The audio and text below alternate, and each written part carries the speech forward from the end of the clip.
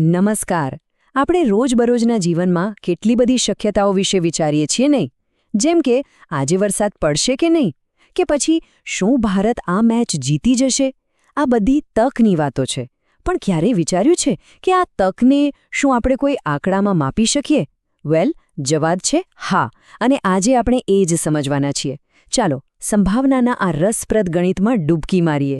તો સવાલ એ છે કે શું કોઈ પણ શક્યતાને, કોઈ પણ ચાન્સને આપણે નંબરમાં ફેરવી શકીએ? અને જવાબ છે હા, બિલકુલ. અને આ જ તો સંભાવનાનો અસલી જાદુ છે. તો ચાલો આ વિષયને જરા વધુ ઊંડાણથી સમજીએ. તમને જાણીને નવાઈ લાગશે કે આ સંભાવનાનો જે આખો ખ્યાલ છે ને, એ કંઈ નવો નથી. સદીઓથી દુનિયાભરના ગણિતશાસ્ત્રીઓ આના ઉપર કામ કરી રહ્યા છે. અને જેમ આર.એસ. વુડવર્ડે કહ્યું હતું કે હવે આ માત્ર ગણિતના પુસ્તકોમાં રહેલી કોઈ થિયોરી નથી, પણ આપણી રોજિંદી જિંદગીમાં એનું ખૂબ જ વ્યવહારિક મહત્વ છે. તો સવાલ એ થાય કે આ તકને આખરે નંબરમાં ફેરવવી કેવી રીતે? વેલ, એની પાછળ એક બહુ જ સરળ પણ એટલું જ શક્તિશાળી સૂત્ર કામ કરે છે, એક ફોર્મ્યુલા જે કોઈ પણ ઘટના બનવાની શક્યતા ગણવામાં આપણી મદદ કરે છે. તો સૌથી પહેલાં તો એ સમજી લઈએ કે સંભાવના એટલે શું. એકદમ સાદા શબ્દોમાં કહીએ તો સંભાવના એટલે કોઈ ઘટના બનવાની શક્યતાનું આંકડાકીય માપ. બસ એક નંબર જે આપણને બતાવે કે કોઈ ચોક્કસ પરિણામ આવવાનો કેટલો ચાન્સ છે. અને આ રહ્યું એ સૂત્ર જેની આપણે વાત કરી રહ્યા હતા. આપણા આજના આખા વિશ્લેષણનો હીરો આ જ છે. પી ઓફ ઈનો મતલબ છે કોઈ ઘટના ઈની સંભાવના. એને શોધવા માટે શું કરવાનું? બસ જે પરિણામ આપણને જોઈએ છે એની સંખ્યાને કુલ જેટલા પણ પરિણામો આવી શકે છે એની સંખ્યાથી ભાગી નાખવાનું. છે ને એકદમ સિમ્પલ. ચાલો આ સૂત્રના ટુકડે-ટુકડા કરીને સમજીએ. જુઓ, ઘટના એટલે શું? એ પરિણામ જેમાં આપણને રસ છે. માની લો કે સિક્કો ઉછાળ્યો અને આપણે જાણવું છે કે છાપ આવે એની સંભાવના કેટલી. તો છાપ આવવી એ આપણી ઘટના થઈ. સાનુકૂળ પરિણામ એટલે એવા પરિણામ જે આપણી ઘટનાને સપોર્ટ કરે.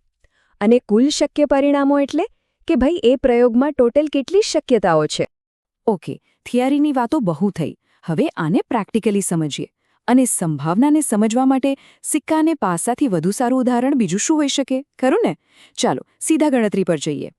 ચાલો એકદમ બેઝિક ઉદાહરણથી શરૂઆત કરીએ. એક સિક્કો ઉછાળીએ. આપણે બધાએ ક્યારેક ને ક્યારેક તો આ કર્યું જ છે. પણ એની પાછળનું ગણિત શું છે એ ક્યારેય વિચાર્યું છે? જુઓ, જ્યારે પણ કોઈ સિક્કો હવામાં ઉછળે છે ત્યારે ફક્ત બે જ વસ્તુ થઈ શકે છે. કાં તો છાપ આવે, જેને આપણે હેડ્સ કહીએ છીએ, અથવા તો કાંટો આવે, એટલે કે ટેલ્સ.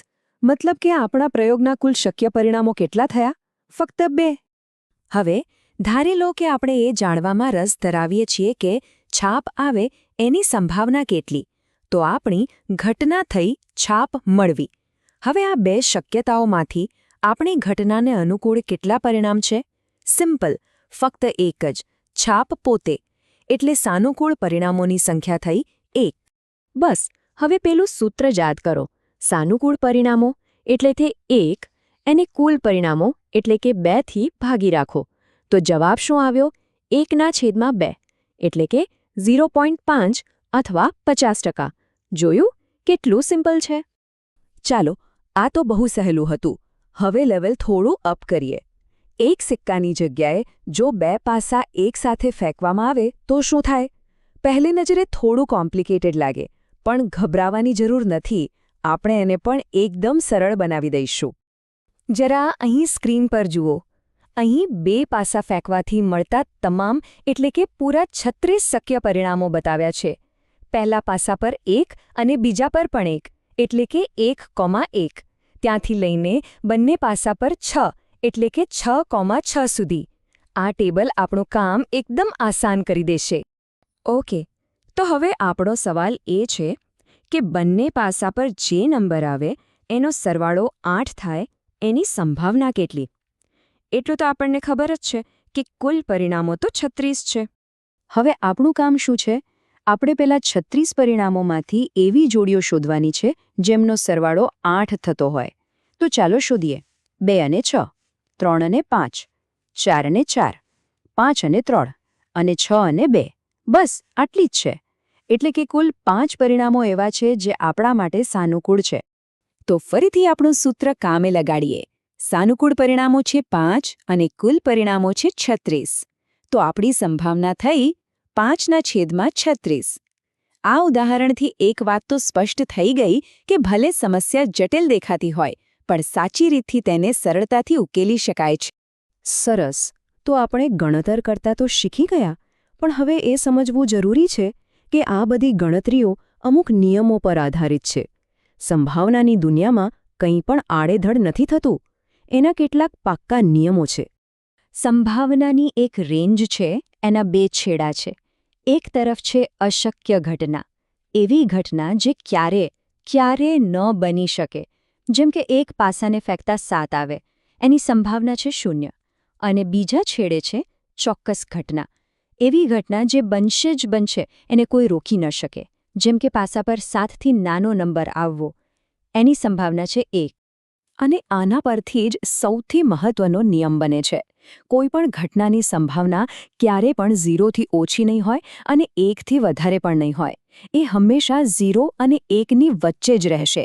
આને તમે સંભાવનાનો ગોલ્ડન રૂલ કહી શકો. અને હા, એક બીજો મજેદાર કોન્સેપ્ટ છે, પૂરક ઘટનાઓ. આનો મતલબ એ છે કે જો આપણને કોઈ ઘટના બનવાની સંભાવના ખબર હોય, તો એ ઘટના નહીં બને એની સંભાવના શોધવી એકદમ સહેલી છે, કારણ કે કોઈ ઘટના બનવાની અને ન બનવાની સંભાવનાનો સરવાળો હંમેશા એક જ થાય છે. તો આ આખા વિશ્લેષણમાંથી આપણે શું શીખ્યા? આપણે એ જોયું કે સંભાવના એ માત્ર ગણિતના દાખલા ગણવાનો વિષય નથી, પણ એ તો આપણી આસપાસની અનિશ્ચિતતાને સમજવા અને એને માપવા માટેનો એક ખૂબ જ શક્તિશાળી ટૂલ છે. ચાલો ફટાફટ મુખ્ય મુદ્દાઓ પર નજર કરી લઈએ. પહેલું, સંભાવના અનિશ્ચિતતાને નંબરમાં ફેરવે છે. બીજું, એની ગણતરી માટે એક સરળ સૂત્ર છે, સાનુકૂળ પરિણામો ભાગ્યા કુલ પરિણામો. ત્રીજું, એનું મૂલ્ય હંમેશા 0 અને 1ની વચ્ચે જ હોય છે. અને સૌથી અગત્યનું, વિજ્ઞાન, અર્થશાસ્ત્ર, હવામાનની આગાહી એમ દરેક ક્ષેત્રમાં આનો ઉપયોગ થાય છે. તો હવે આપણે સંભાવનાના મૂળભૂત સિદ્ધાંતો તો જાણી ગયા, પણ હવે અસલી સવાલ એ છે કે આ જ્ઞાનનો ઉપયોગ ક્યાં અને કેવી રીતે કરી શકાય. ભલે એ કોઈ રમતનું પરિણામ હોય કે પછી જીવનનો કોઈ મોટો નિર્ણય લેવાનો હોય, સંભાવના આપણને વધુ સારી રીતે વિચારવાની એક નવી દૃષ્ટિ આપે છે. આ શક્તિશાળી ટૂલનો ઉપયોગ ભવિષ્યને સમજવા માટે બીજે ક્યાં થઈ શકે, એ વિચારવા જેવો પ્રશ્ન છે, ખરું ને?